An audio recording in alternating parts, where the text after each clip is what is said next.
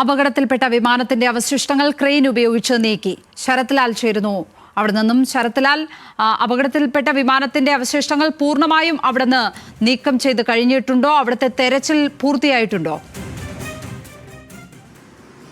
ലക്ഷ്മി, അപകടത്തിൽപ്പെട്ട വിമാനത്തിന്റെ ഇന്ന് രാവിലെ വിമാനത്തിൽ AIBB accident aviation accident investigation bureau പരിശോധന നടത്തിയിരുന്നു.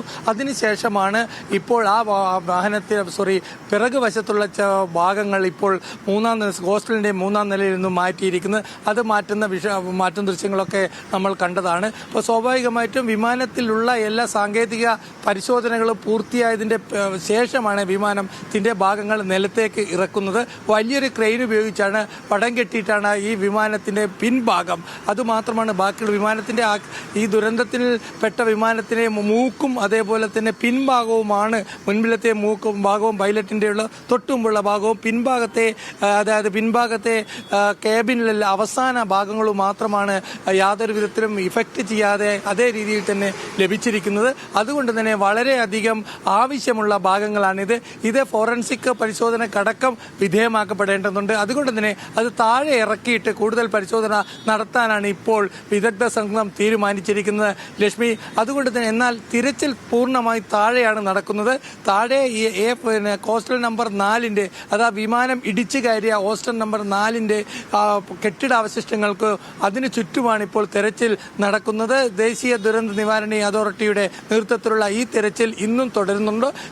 തുടർച്ചയിൽ വൈകുന്നേരം വരെ തുടരുമെന്ന് തന്നെയാണ് നമുക്കിപ്പോൾ ലഭിക്കുന്ന വിവരം. ഏതായാലും കൂടുതൽ ശരീര അവശിഷ്ടങ്ങൾ ഇന്ന് ലഭിച്ചിട്ടുണ്ടോ എന്ന കാര്യത്തിൽ ഇതുവരെ നമുക്ക് വ്യക്തത വന്നിട്ടില്ല. എന്നാൽ രാവിലെ ഒരു വനിതയുടെ മൃതദേഹം ഈ പിൻഭാഗത്തു നിന്ന് ലഭിച്ചിരുന്നു എന്നതാണ് സുരക്ഷാ ഉദ്യോഗസ്ഥർ വ്യക്തമാക്കിയത്. ഇതൊരു ക്രൂ മെമ്പറുടേതാകാം എന്ന ഒരു അനുമാനത്തിലാണ് സുരക്ഷാ ഉദ്യോഗസ്ഥർ. ഏതായാലും ഇന്ന് ഒരു മൃതദേഹമാണ് ഇതുവരെ ലഭിച്ചിട്ടുള്ളത്. ഇനിയും മൃതദേഹ അവശിഷ്ടങ്ങൾ ഈ ഹോസ്റ്റലിനിടയിൽ കുടുങ്ങിക്കിടക്കുന്നുണ്ടോ, അവശിഷ്ടങ്ങൾക്കിടയിൽ കുടുങ്ങിക്കിടക്കുന്നുണ്ടോ എന്നതാണ് ഇപ്പോൾ സുരക്ഷാ സേനയും തിരച്ചിൽ സംഘത്തെയും ഉള്ള പ്രധാന പ്രശ്നം. അതുകൊണ്ട് തന്നെ JCBയും ബുൾഡോസറും മറ്റു പിക്കാസും അടക്കമുള്ള കൈകൊണ്ടുള്ള തെരച്ചിലും കൂടി നടക്കുന്നുണ്ട്. വളരെ സാവധാനമായിട്ടാണ് തെരച്ചിൽ ഇപ്പോൾ പുരോഗമിക്കുന്നത് എന്ന് വേണം പറയാൻ. കാരണം അത് ചെറിയ അവശിഷ്ടമല്ല, വൻ അവശിഷ്ടങ്ങളാണ്. അത് പൂർണ്ണ രൂപത്തിൽ JCB കൊണ്ടോ അല്ലെ ബുൾഡോസർ കൊണ്ടോ ഇടിച്ചു നിരത്താൻ കഴിയില്ല. അങ്ങനെയാണെങ്കിൽ ഈ തെളിവുകൾ നഷ്ടപ്പെടും. അതുകൊണ്ട് തന്നെ ഇപ്പോൾ കൈകൊണ്ട് അല്ലെ പിക്കാസ് കൊണ്ട് ചെറിയ മാനുവലായിട്ടാണ് മനുഷ്യനാണ് ഇപ്പോൾ തെരച്ചിലിന് നേതൃത്വം നൽകുന്നത്. അതുകൊണ്ട് തന്നെ ഇന്നത്തെ തെരച്ചിൽ സാവധാനത്തിലാണ് ലക്ഷ്മി. കൂടുതൽ മൃതശരീര ഭാഗങ്ങൾ ഇതിൽ കുടുങ്ങിക്കിടക്കുന്നുണ്ട് എന്നാണ് ഗുജറാത്ത് പോലീസിന്റെ നിഗമനം. കാരണം മിസ്സിംഗ് പെറ്റീഷനുകളുടെ എണ്ണം കൂടി വരുന്നു. ഇന്ന് തന്നെ 2 മിസ്സിംഗ് പെറ്റീഷൻ കാണാത്തവരുടെ പെറ്റീഷൻ ഇന്ന് പോലീസ് ശേഖരിച്ചിരിക്കുന്നു. അതിനിടെ വിമാന ദുരന്തത്തെ FIR രജിസ്റ്റർ ചെയ്തിരിക്കുന്നു. അതുകൊണ്ട് അഹമ്മദാബാദ് പോലീസ് സ്റ്റേഷനിൽ വിമാന ദുരന്തത്തെ കുറിച്ചുള്ള FIR രജിസ്റ്റർ ചെയ്തു. ഇനി ഇതിന്റെ പേരിൽ പോലീസ് അന്വേഷണവും നടക്കുന്നുണ്ട്. ഏതായാലും നിരവധി അന്വേഷണ ഏജൻസികൾ ഇപ്പോഴും NIA അതേപോലെ തന്നെ AIB തുടങ്ങിയ അന്വേഷണ സംഘങ്ങളും ഇന്ന് നടക്കുന്നു. വായുസേനയുടെ ഒരു പ്രത്യേക സംഘം സ്ക്വാഡ്രൺ ലീഡറുടെ നേതൃത്വത്തിൽ ഇപ്പോൾ പരിശോധനയ്ക്ക് എത്തിയിട്ടുണ്ട്.